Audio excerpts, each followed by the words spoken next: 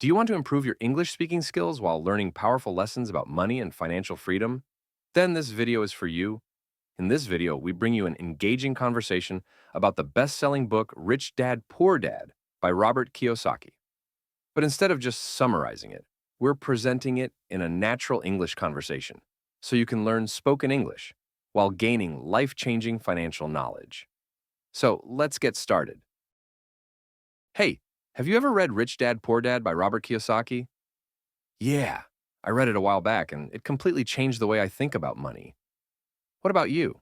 I just finished it and honestly, I can't stop thinking about it.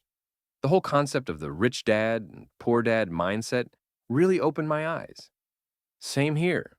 The way Kiyosaki compares his two dads was such a smart way to show how different financial mindsets shape our future. His poor dad, who was highly educated but struggled financially, versus his rich dad, who barely finished school but understood money. Exactly. And what really got me was when he said that the poor and middle class work for money, but the rich make money work for them. That hit me hard. Yeah, that's one of the biggest lessons from the book. Most people just work for a paycheck, but the wealthy focus on building assets, things that put money in their pocket, even when they're not working. Right, and before reading this, I never really thought about the difference between assets and liabilities. I used to think buying a house was always a good investment, but Kiyosaki challenges that idea. Yes, that part surprised me too.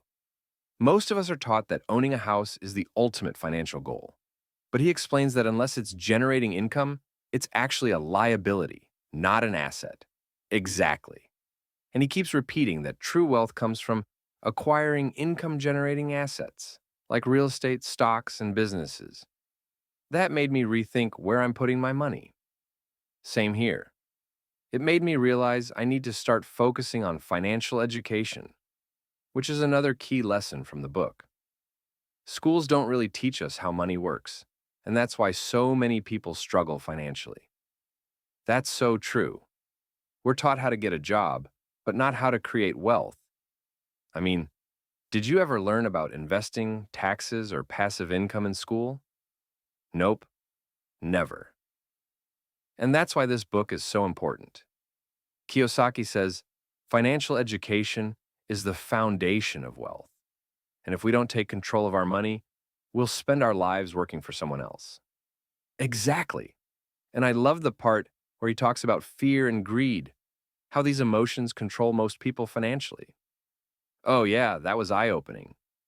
He says that fear makes people work hard for money, but then greed keeps them stuck because as soon as they get a raise, they increase their expenses. It's a cycle. Yes, that's what he calls the rat race. People get stuck in this endless loop of working harder just to pay for more expenses instead of focusing on financial freedom. And that's why he emphasizes building passive income.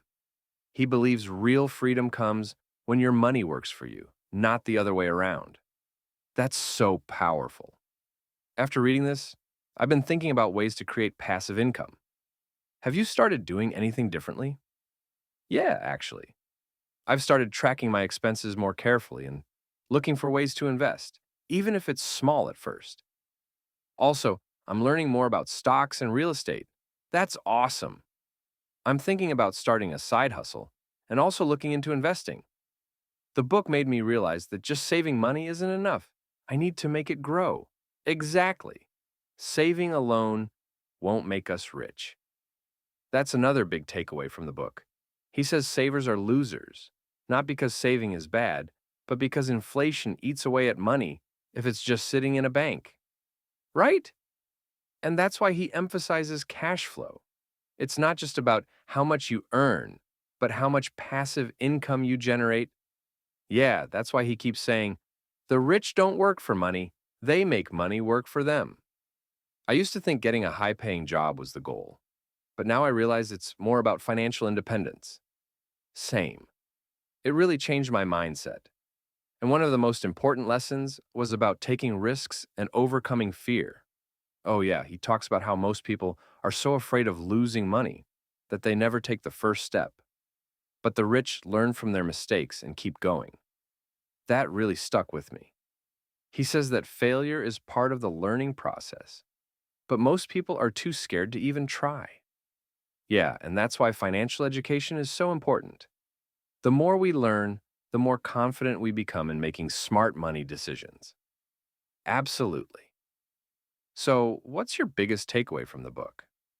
For me, it's the idea that wealth isn't about how much you earn, it's about how you manage and grow your money. What about you? For me, it's realizing that financial freedom comes from owning assets, not just working hard for a paycheck. It's a completely different way of thinking. Exactly. So, what's next? Are you planning to read more financial books? Yeah, I'm thinking of reading The Cash Flow Quadrant by Kiyosaki next. It goes deeper into the different ways people make money. Hey everyone, welcome back to English Conversation Hub. In today's video, we dive into Atomic Habits by James Clear, a book that has transformed millions of lives by revealing the power of tiny changes. But instead of just summarizing the book, we're bringing it to life through a conversation between two friends, exploring the key lessons and how they apply them in real life. So, let's get started. Hey, I just finished reading Atomic Habits by James Clear, and I have to say, it's a game changer. Have you read it?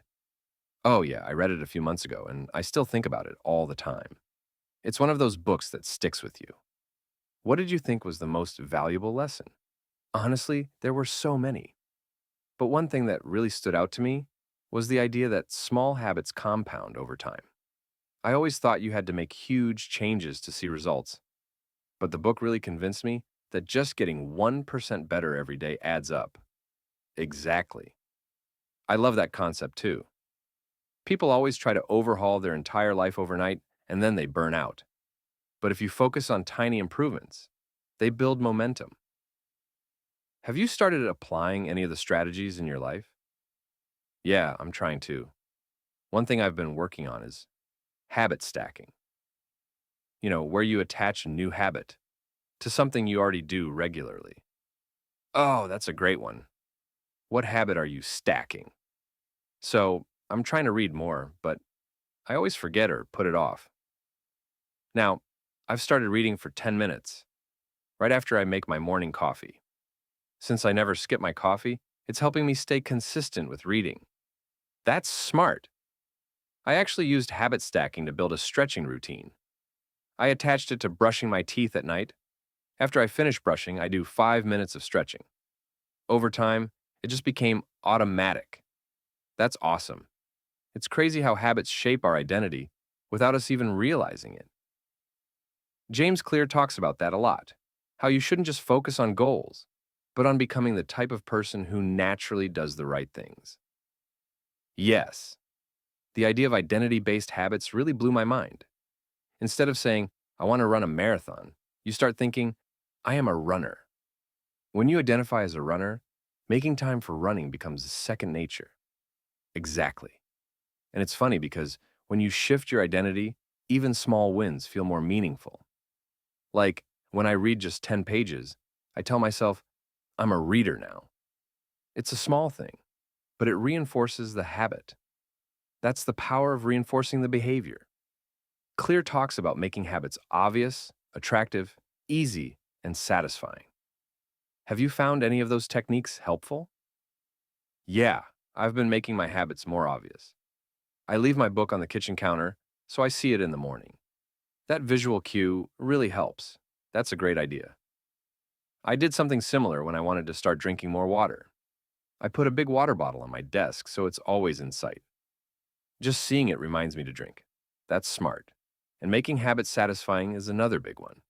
I've been using a habit tracker to check off my daily progress. It's weirdly satisfying to see a streak build up. Oh, absolutely. I started using a habit tracker too, and I didn't expect it to be so motivating. There's something about not wanting to break the chain that keeps you going, right? It's funny how something so simple makes such a big difference. Definitely.